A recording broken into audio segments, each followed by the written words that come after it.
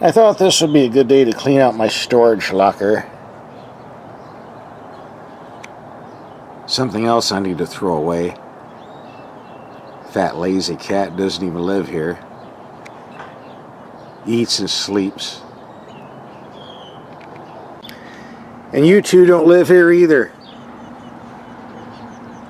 Beat it. Say goodbye, YouTube. Here we are at our garage again, where we are pulling out the 2017 Nissan Rogue. This isn't the fanciest styling I've ever seen, but it does look good in bright red. And here's a peek from the rear. I occasionally get viewers who don't like Japanese products, but for the record, these are made in Tennessee by Tennessee American workers. This is the upgraded SL all-wheel drive version. That's important to know when we're discussing price. The base Rogue starts around $22,000. This one was slightly more expensive. I'm not going to read all of this. You can look at it on the screen. See the options and what they're charging. And you can also see the ending price. A bit more than the base price of 22 grand, I would say. There is an optional hybrid engine offered, but that's not the subject of this video. Aside from that, the only engine offered is a 2.5 liter, putting out 170 horsepower, as seen here. The official fuel economy is listed at 25 mpg in the city and 32 on the highway. We will be doing some real-world testing to get the actual fuel economy. Instead of a conventional 6-speed or 7-speed automatic, we get the CVT automatic. I'm not going to comment any further except to say I don't care for these gearboxes as a rule. But in all fairness, if you want to perk up the performance of this engine-transmission combination, there is a sport button down here on the dash that will do that for you, which I highly recommend. There's also an eco setting, which I have no interest in using. As we do with all of my vehicle tests, we're going to take these headlights out and see how they perform in the dark. And we're going to do that right now.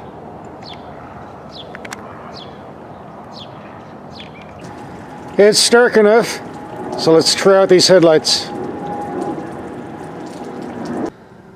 I know what you're saying. Why would I want to do a headlight test in the middle of a rainstorm or when the road's real wet? Don't have a choice. Been this way every night. So this is better than nothing, as we can see on this wall 100 feet away on low beams, more than adequate. High beams, excellent. Here we have a building 300 feet away. The lights are on high beam, plenty of light. Go to low beam. Reaches out quite well. In spite of the rainy bad weather, the headlights did quite well, passed the test 100%. No complaints from me.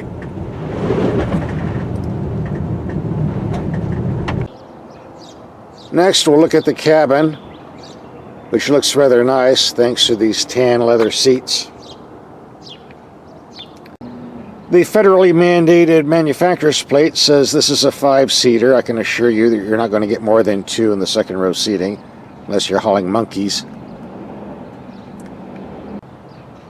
This is the rear cargo area, and the second row seats do fold. Amazingly, not only is there a real spare tire under here, but it's a full-size one too. Unusual in a small SUV in this class.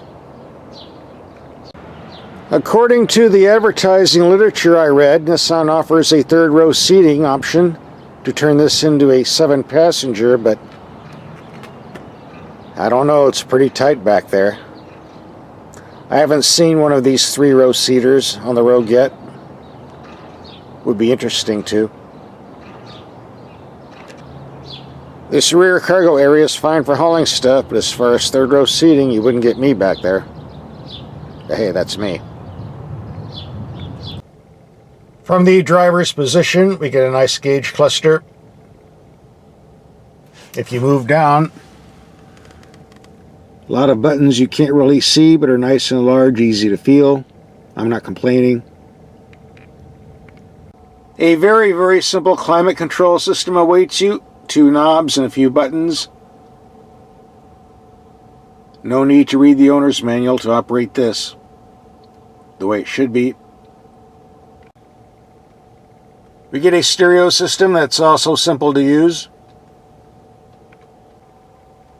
A very large, deep glove box. Thank you very much. A medium-sized console. The sun visors do slide back and forth to block out the sun. The sunroof has a large glass panel, but of course this is optional. You have to pay extra for this. Okay, enough show and tell. Time to take it for a ride.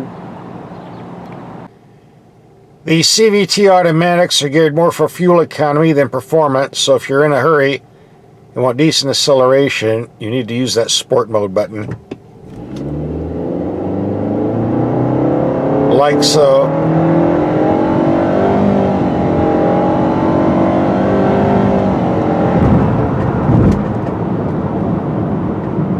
A bit more noise than bite, but it does move out okay. And these brakes work just fine. I'm told this power steering is electric, but it does have excellent feel and response, so I'm not complaining. Keep in mind, we're talking about the all-wheel drive vehicle. I don't know what the steering is like in the front-wheel drive. Haven't driven one yet. My first impression of this Rogue is the ride was a bit firmer than I would care for, but it does absorb bumps pretty good. So let's give it the speed bump test. At 25 to 30 miles per hour, here comes one. Sounded rather harsh, but I didn't feel it. Here comes another one. Another one. Now here comes the big, nasty one. Not too bad. Here comes the worst of the worst around the corner. Hang on. Ooh.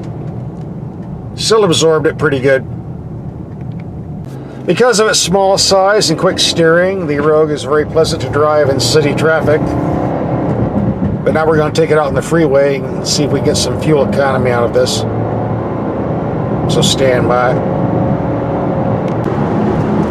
We're going to take this Nissan Rogue on a freeway trip to see what type of fuel economy we can get in the real world. At highway speeds, the high speed stability and steering feel is excellent. On the other hand, the ride's a little firmer than some people might like, and the wind noise level is a bit higher than some people might like. But overall, I'm not complaining. With a speed limit of 75 miles per hour, doing a 101-mile trip, we averaged 25.1 mpg. This is fuel economy test number 2. We did 90 miles. A little bit easier on the gas pedal with no passing. 27.9 mpg. With decent ground clearance and all-wheel drive, the Nissan Rogue is capable of going off-road, at least for light-duty use. And we're going to do so here. In case you're wondering what all this goop is on the paint, it's nothing but common car wax. You put it on before you go off-road. You wipe it off after you go off-road. It protects the paint in case you rub up against a thorn bush. Keeps it looking like new. A very simple trick, and it works quite well. I see I'm making some curious friends around here. Yeah, like I want to get stuck with those horns. I think it's time to leave. On the street, the suspension is a bit firmer than I would care for, but when you're on a road like this with all of these ruts, the suspension does a great job of absorbing all the impacts and glides over this rather smoothly. It's a trade-off, and it's a good one. If you drive where there's a lot of thick sand or mud, this all-wheel drive comes in handy. And if you get bogged down in sand, the all-wheel drive lock helps get you out.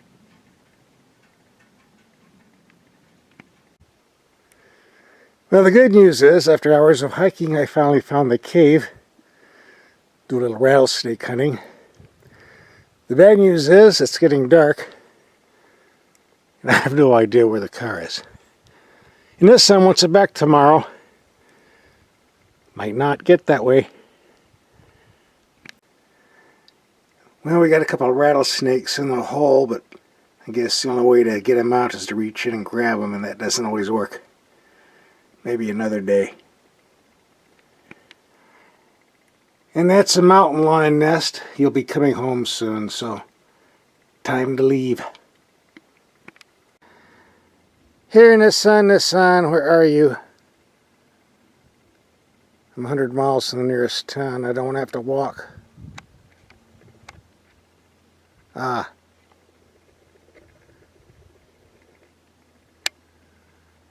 There you are. A couple miles away. It's too late to drive home. It's a good thing the Rogue has enough room to hold all our outdoor gear.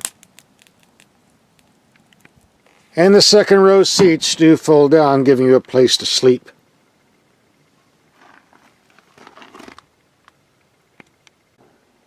When you turn this vehicle on, that is, if you have the navigation system, you get a warning from Nissan telling you that the vehicle data transmission is on, which transmits all kinds of information to Nissan you might not want.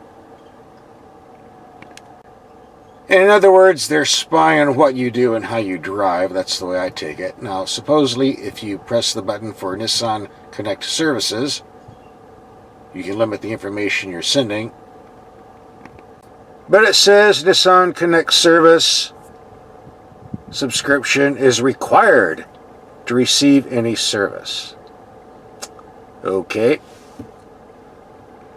And apparently this applies to the voice menu, journey planner, Google Send-A-Car, and anything else. Which is why I would disconnect it all if it was my vehicle. I don't need this stuff. And I don't need anyone monitoring what I do. But that's why I don't get navigation on any car I would buy anyway. But that's me. Maybe not you. I'm just here to show you what the car does. That's all. Here's the night view without all the dust on the screen.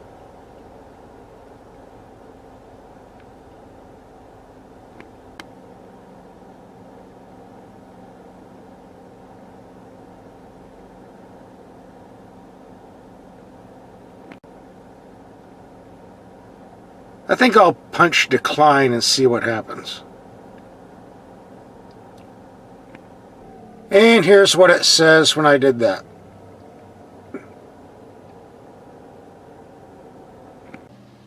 I'm not sure what I disconnected. Oh well, if you buy the car, you can figure out all this stuff yourself. We're going to wrap up the Rogue test here, and remember when I took this off-road, I showed you all the wax I had on the side of the vehicle to protect it against scratches. Well, let's take a look.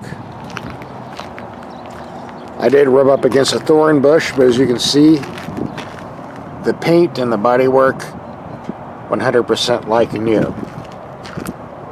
So the wax trick does work. A tip for those of you who take vehicles off-road.